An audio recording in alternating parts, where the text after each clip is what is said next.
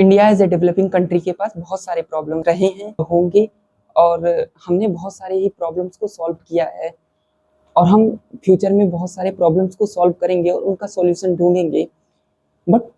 आज का present day का one of the major issues जो इंडिया के साथ है वो है सिविक इश्यूज, सैनिटेशन और क्लीनलीनेस। इंडियंस को के लिए आप पूरे दुनिया में एक तरह की पोस्ट देखते जाएंगे। एक कॉमन तरह का पोस्ट वायरल होता है जहाँ पे इंडियंस को क्रिटिसाइज किया जाता है, ट्रोल किया जाता है और मास पोस्टिंग करी जाती है इंडियंस के अगेंस्ट कि इंडियंस कितने इल मैनर्ड हैं और कितने ही इल बिहेवियर हैं। इंडियन सिटीज़ को लेके मजाक उड़ाया जाता है कि किस तरह से इंडियन सिटीज़ गंदी हैं। And obviously Indian cities as compare to the world की मेजर सिटीज़ जो जिनमें इस लेवल की मास पॉपुलेशन रह रही है, वो इंडियन सिटीज़ गंदी हैं एज कम्पेयर टू वर्ल्ड की अदर सिटीज़ के। बट जितनी भी इन पोस्ट को काउंटर कर रहे होते हैं जो भी लोग सोशल मीडिया के ऊपर, वो लोग कॉमनली उन लोगों का एक ही पर्सपेक्टिव होता है जिसके अंदर वो लोग इंडिविजुअल को ही क्रिटिसाइज करना स्टार्ट कर देते हैं for their civic issues rather than countering the reason कि आखिर क्यों ऐसी प्रॉब्लम्स हो रही हैं इंडियन के साथ। अगर ये प्रॉब्लम्स जो हैं किसी एक इंसान के साथ होती या किसी व्यक्ति विशेष के साथ होती या किसी ग्रुप के साथ होती तो प्रॉब्लम नहीं थी, तब आप इस चीज़ को इंडिविजुअल इशू कह सकते थे। लेकिन तो अगर ये problem millions of the Indians रोज कर रहे हैं, लाइक पब्लिक प्लेसेस में यूरिनेट करना, एक mass of chunk of the people जो है ओपन डिफिकेशन के अंदर इन्वॉल्व है, या फिर लोग कॉमनली सड़कों को लिटर कर रहे हैं, तो ये कोई भी इंडिविजुअल की प्रॉब्लम नहीं हो सकती है। जो सोशल मीडिया के ऊपर पोस्ट चल रही हैं उनके अंदर हम यही जनरली देखते हैं कि लोग स्टार्ट कर देते हैं एक कॉमन इंडियन को कंपेयर करना टू द एक कॉमन यूरोपियन नेशनैलिटी से या फिर किसी जैपनीज से, और ये कहना शुरू कर देते हैं कि एक कॉमन इंडियन जो है वो कभी इन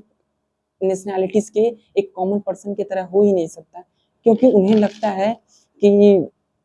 सिविक सेंस जो होता है वो माँ की कोई गर्भ से ही सीख कर पैदा होता है। But apart from this, social determinism का आइडिया ये कहता है कि जो हमारी हरकतें होती हैं, जो इंडिविजुअल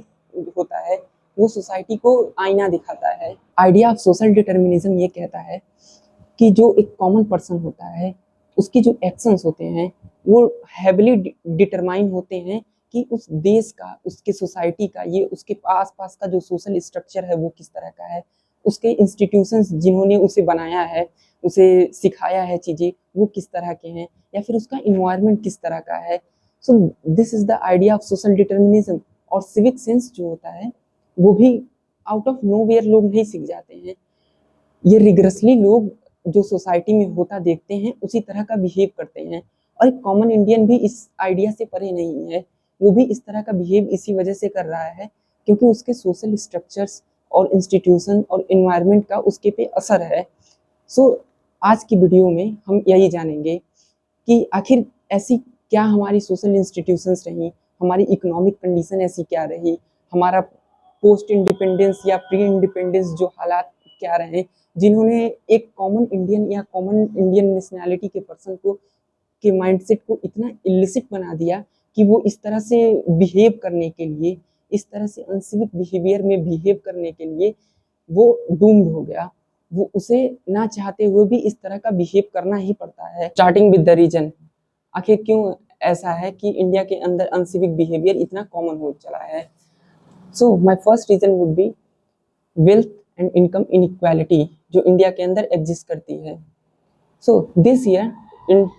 2025 इंडिया वर्ल्ड की 4th लार्जेस्ट इकोनॉमी बनी after surpassing the Japan. But let me show something ironical to you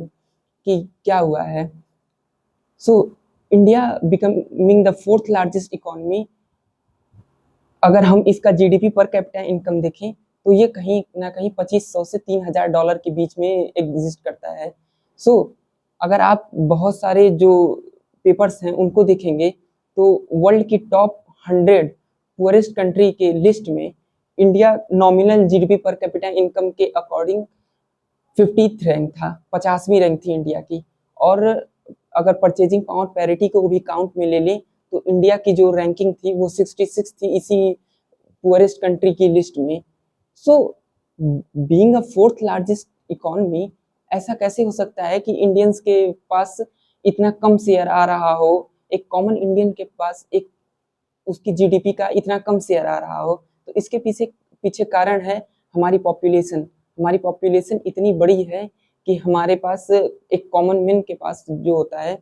वो एक बहुत छोटा शेयर आता है इकोनॉमी का, being even fourth largest economy of the world. There are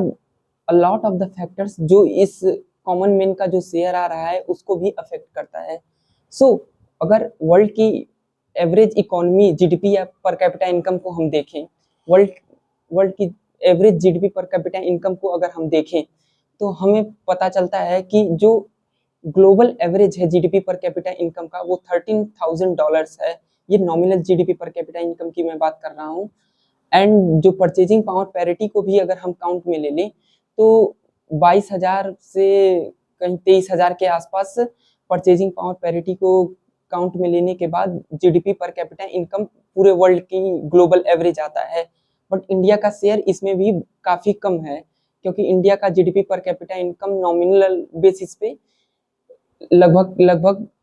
2500 to $3,000 जाता है। और इसको कंपेयर करें परचेजिंग पावर पैरिटी के को भी काउंट लेने के बाद तो ये लगभग $10,000 के लगभग आता है। सो दिस प्रूव्स कि हम पुअर तो हैं, कहीं ना कहीं हमारी इकोनॉमी जो कॉमन मैन का शेयर है वो बहुत ही कम है। लेकिन कहानी अभी यहीं ख़त्म नहीं होती है, कहानी तो अभी यहीं से स्टार्ट हो रही है। Then there are the inequalities जो इंडिया के अंदर एग्जिस्ट करती हैं। अलग अलग तरह की इनइक्वालिटीज हैं। लाइक हम क्लास बेसिस की अगर इनइक्वालिटी को भी काउंट में ले तो इंडिया का टॉप 1% जो है, इंडिया का 40.1% के लगभग वेल्थ को एंजॉय करता है, और बॉटम का जो 50% है वो लगभग 3 से 6% ही जो शेयर है उसे एंजॉय कर पाता है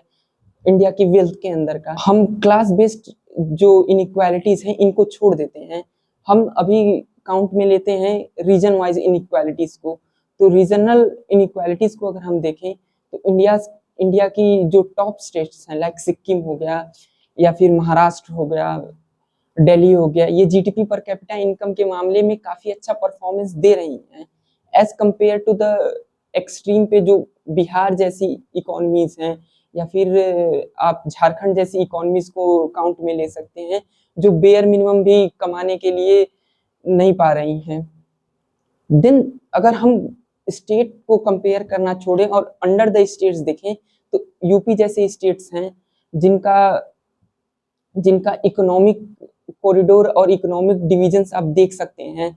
जिसके अंदर आपको देखने को मिलेगा कि वेस्टर्न यूपी के जो डिस्ट्रिक्ट्स हैं वो काफ़ी अच्छा परफॉर्म कर रहे हैं। वहाँ पे इंडस्ट्रियलाइजेशन काफ़ी अच्छा खासा देखने को आपको मिल जाता है, सर्विस सेक्टर भी ग्रो कर रहा है वेस्टर्न यूपी के अंदर। पर एक्सट्रीम पॉइंट पे आप देखेंगे ईस्टर्न यूपी है, जहाँ पे बेसिक